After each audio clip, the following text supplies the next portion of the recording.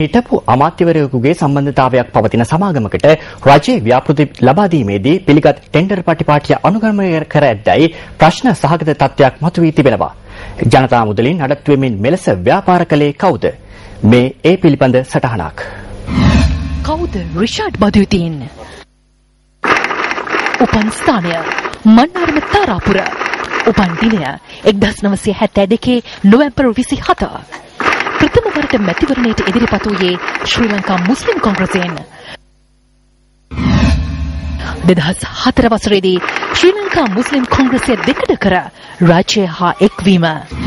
2010 වසරේදී එක්සත් ජනතා නිදහස් සන්ධානයෙන් වන්නි දිස්ත්‍රික්කයට තරග කර පාර්ලිමේන්තුවට තේරීපත් වීම. දරුණු ඇමති දුර නැවත පදිංචි කිරීමේ අමාත්‍ය කර්මාන්ත හා වාණිජ කටයුතු අමාත්‍ය. ඇමති තනතුරු දරමින් රජය සමග ව්‍යාපාර කළේ කවුද?